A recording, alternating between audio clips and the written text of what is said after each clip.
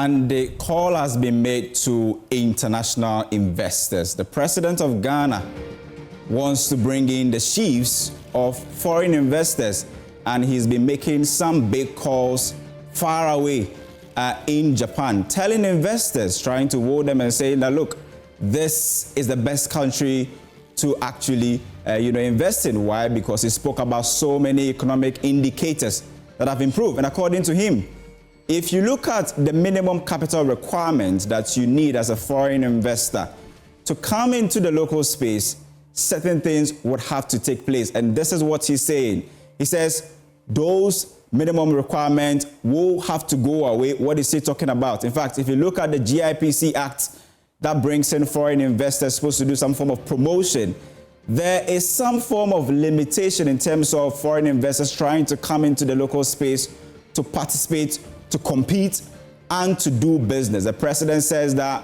those minimum capital requirement needs to go away. And according to him, well, if you have $10,000, if you have $50,000, you can come into Ghana and do business, because he says that we currently have the best performing currency globally.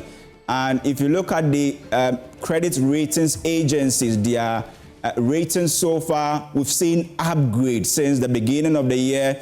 Inflation is currently at 12 below 13% currently. And the hope is that by the end of the year, we should hit single digits.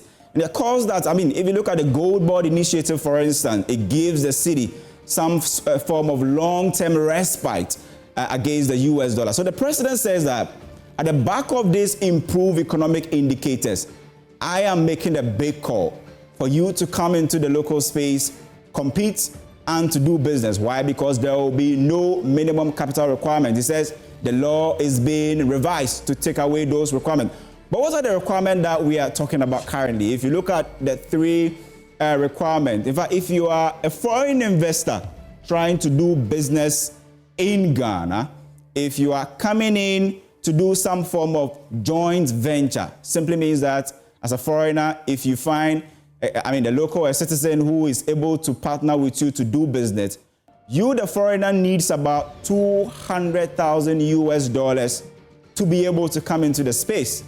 And if you want to come in alone and start a venture or an enterprise, how much do you need? You need $500,000 as the minimum capital requirement. And if we are talking about trading enterprises here, how much do you need? You need $1 million to actually come into this space. And the reason why this was important is that it was supposed to protect, locals who were in the business and to give them some form of, competition ability to actually compete against foreign investors. You don't want to wake up one day and find almost every corner of your economy being dominated by foreigners. And that's why it was important to put these three solid requirements in terms of minimum capital requirement. But the president says that, especially if you look at the first two, they must actually go, because you need more people to come into the space.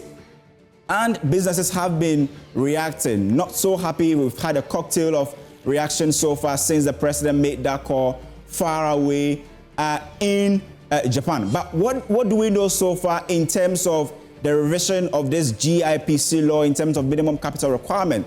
This is not the first time that we are trying to do something like this. It started somewhere 2023, plans were underway to especially consider the first two requirements, the 200,000 and the 500,000. That was the first requirement that we're trying to possibly revise somewhere 2023. We're almost through with that until the change of government came in 2024. So this is not the first time that a government is trying to put aside some form of requirement for more foreign investors to come in. But the question is, why do we need a foreign investors to come in so far? Because already, if you look at the existing law, there are three areas that are set aside that you don't need minimum capital requirement to actually come in. If you look at the portfolio investment, if you want to come and buy bonds or any of the government securities, you possibly don't need a minimum capital requirement before you can come in. If you're talking about export trading, especially if you look at the 24-hour economy, which has an export acceleration development plan also in there. You definitely, the law doesn't require that you need a minimum capital requirement for export trading. Manufacturing, you don't need this. These are the areas that we possibly struggle the most, and so you need foreign partnership and foreign investment. That's why you have these areas not having any form of minimum capital requirement. But when it comes to the retail side and the enterprises side, where it is difficult, it's easy for anybody to walk in and do business, we needed to put some form of requirement there to shield local firms, individuals, and businesses. But it looks like the president wants more people to come into the space. Why? Because let's look at the foreign capital requirements, scrapping the foreign capital requirement. Why is this important? The reason is that the locals who are currently complaining, they fear foreign dominance in the local economy. We all saw what happened in 2022 when the economy took a nosedive and there was some massive repatriation in that period. We also saw the massive impact on the local currency. Local businesses will be at risk. Those are some of the reactions so far that we are seeing. They say maintain capital requirements, especially for key sectors. If you want to do this, just like I showed you in that slide where there are 3 areas that are currently set aside without any form of requirement, you need those ones. But in fact, when you're talking about coming into the space to do retail and other businesses, you need to keep some form of requirement. And they say that, well, you can decide to talk about revision, but you should maintain the side of joint venture. You should be able to, allow foreign investors to hold local hands and say that local participation, be able to, in a joint form companies and then also compete. But if you decide to go away or to do away with that aspect of the requirement, then you are not going to get the foreign companies coming in to help the locals. So if you're looking at the complaints we received so far, the reactions in terms of those who are opposing, these are the reasons that they are currently tabling, especially the fact that you may end up having foreign companies dominating the Ghanaian economy. But so far, looking at the Ghana Investment Promotion Center, what do we know so far in terms of the projects, the foreign investors who have come in to register projects and are currently doing them? We did a counting, and how many did we find?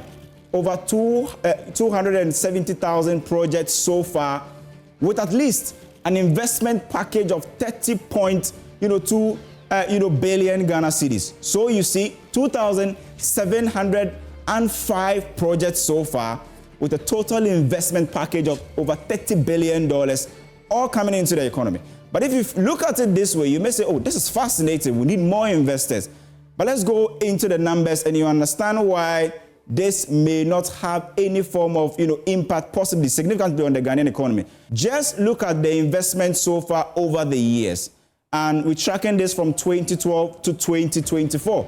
And what you can see is that although we have over 2,750 projects from foreign investors, if you're looking at it on the tangent of foreign direct investment, we've not been doing so well since the highs of 2012, where we were recording foreign investors of almost $5 billion in a certain fiscal year. Now we've moved from that close to $5 billion. Now we're talking about some $617 million so far. So you see how we've come down in terms of foreign direct investment. This is an area of concern because if you are registering more projects, it should reflect here, especially looking at the fact that there are some certain areas that have been set aside. You don't need any form of capital requirement to come into that space. But when we look at it based on this trajectory or based on this curve, what you realize is that foreign direct investment has not been something that we can actually write home about. We've seen a nosedive since 2012. Now let's count the project. That over 2,000 projects we saw. Look at it on this, from this side or from this perspective. Look at it from 2024 and compare it to the highs of 2013 and 2012. What you see is that we do not have more foreigners coming in at the moment because 2024, we registered only about 140 projects. Could this be the reason why the president is saying that, well, I have looked at this data, and I have seen how we are coming down from the highs of the 400s and the 300s, now just talking about 140.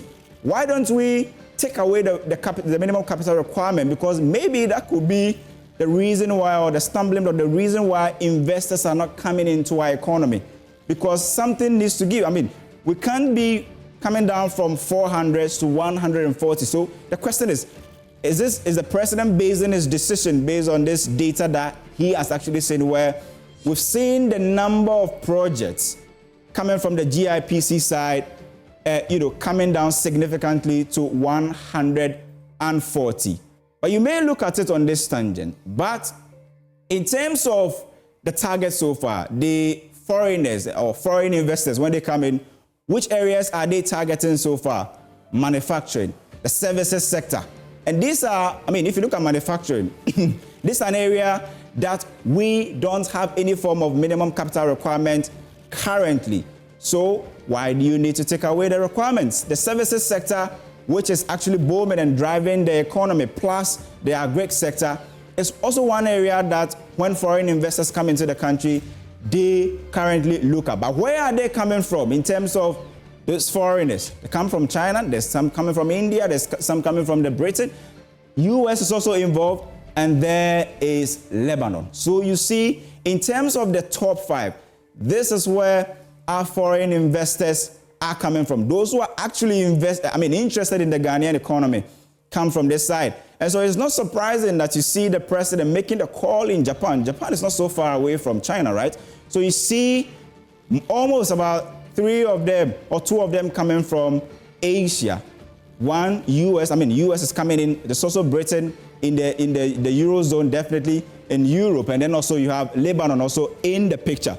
So you see the distribution, and definitely you know that the top 2 are coming from Asia. And that's why the president is in Japan making this big calls and saying that we are bringing in the chiefs of investors coming. And we are talking about the president calling investors to come in so far.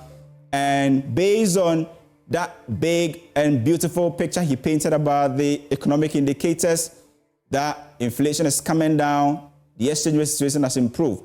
We still have big companies who are multinationals also leaving the space. Glovo has left, Nivea has left, Jumia Foods has left, Dark and Lovely is no more, and Game has also left. And we've seen others also trying to also leave the country. So the question is, if the economy has really improved and many are currently expected to come in, why do you have all of these giants leaving the space? But many will say that they left in a certain period when the economy was not so good. Things have improved. And I showed you the data where inflation is now around below 13% currently. Exchange rate situation, the cedi has appreciated more than 40% against the dollar since the beginning of the year. The president says that if you look at these amazing economic indicators, it makes Ghana the best destination to invest. And the reason why he wants the minimum capital requirement to leave.